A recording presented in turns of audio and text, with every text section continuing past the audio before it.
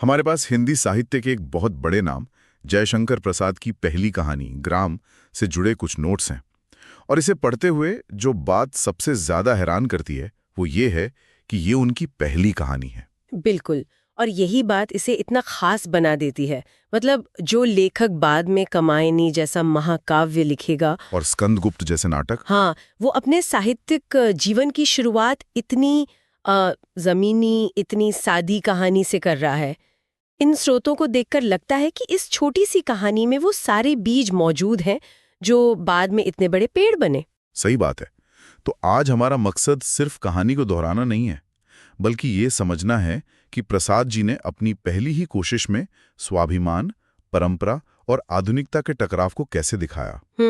ये एक बूढ़ी औरत और उसकी जमीन की कहानी से कहीं ज्यादा गहरी है। चलिए इस दुनिया में उतरते हैं और देखते हैं कि ये स्रोत हमें क्या बताते हैं। तो कहानी की शुरुआत कहाँ से होती है, मतलब ये हमें कहाँ ले जाती है? ये कहानी हमें गंगा किनारे बसे एक छोटे से गांव में ले जाती है। अच्छा, और वहाँ का माहौल कैसा बताया गया है? माहौल बहुत शांत दिखाया गया है। शाम का समय है, सूरज ढल रहा है, खेतों की हरियाली पर एक खामोशी छा रही है। लेकिन ये सिर्फ एक खूबसूरत सीन नहीं है। प्रसाद जी यहाँ शब्दों से एक मूड बना रहे हैं। वो ढलता सूरज सिर्फ दिन के खत्म होने का प्रतीक नहीं है, बल्कि शायद एक युग के ढलने का संकेत है। एक जीवन शैली के धीरे धीरे मिटने का। बिल्कुल। वो शांति असल में एक आने वाले तूफान से पहले की शांति है। और इसी ढलती शाम के केंद्र में है कहानी की मुख्य पात्र, जिसे सब काकी कहते हैं। हाँ, काकी। उनके बारे में हमें क्या पता चलता है? ऐसा लगता है कि उनके पास कुछ ज्यादा नहीं है। कुछ भी नहीं है, सिवाय एक पुरानी झोपड़ी के, थोड़ी सी जमीन और यादें। और ये बहुत जरूरी है कि स्रोतों में जमीन और यादों को एक साथ रखा गया है। अच्छा, वो क्यों? क्योंकि काकी के लिए ये दो अलग अलग चीजें हैं ही नहीं। वो जमीन का टुकड़ा सिर्फ मिट्टी नहीं, वो एक जिंदा इतिहास की किताब है। उस पर उसके पुरखों के पैरों के निशान हैं, उसके पति के पसीने की गंध है, बच्चों की खिलखिलाहट होगी। हाँ, हर कण एक स्मृति है।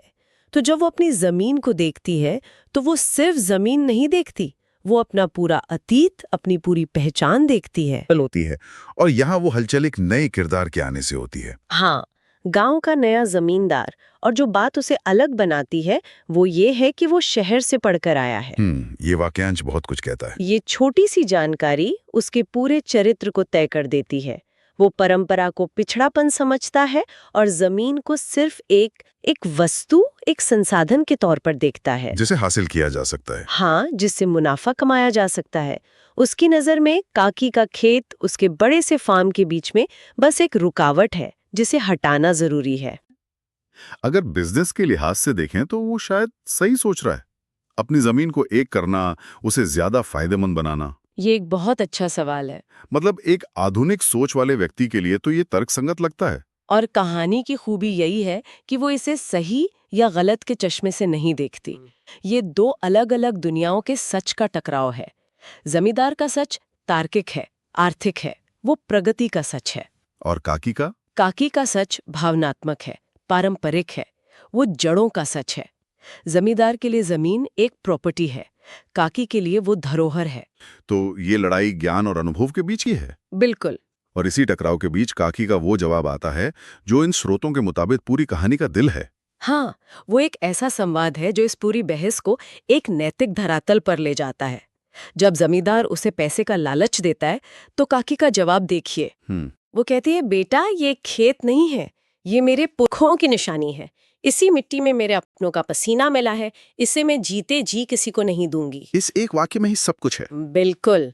वो उसे बेटा कहकर एक मानवीय रिश्ता याद दिलाती है। फिर वो जमीन का रिश्ता अपने पुरखों और अपनों से जोड़कर उसे अनमोल बना देती है।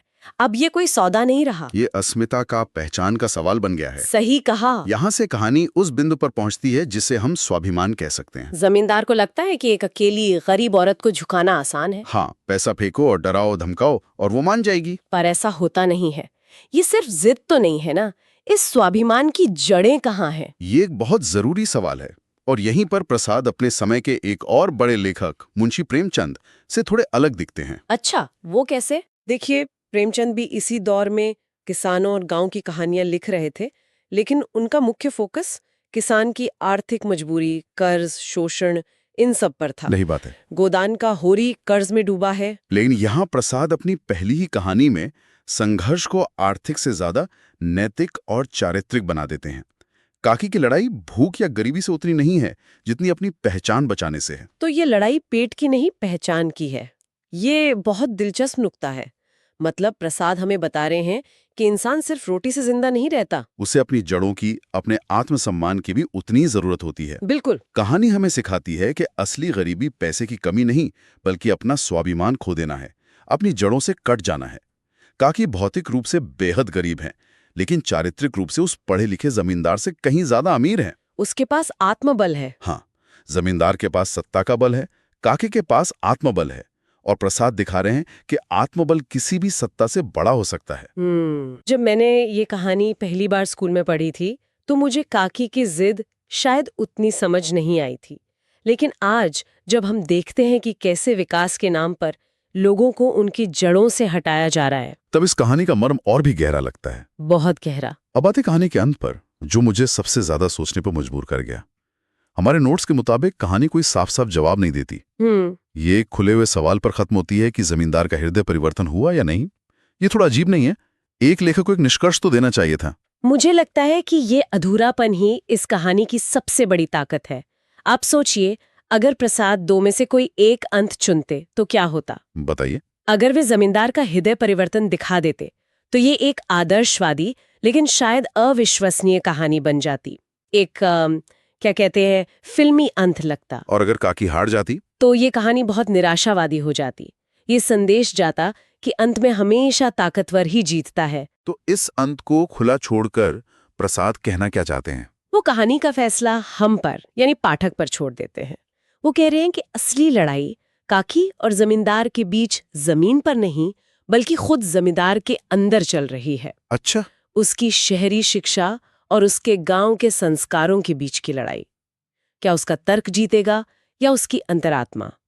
प्रसाद इस सवाल का जवाब देने की बजाय ये सवाल हम सबके सामने रख देते हैं। और ये लड़ाई तो आज भी उतनी ही प्रासंगिक है। इन स्रोतों में इस बात पर काफी जोर दिया गया है कि 100 साल बाद भी ये कहानी पुरानी नहीं लगती। बिल्कुल भी नहीं।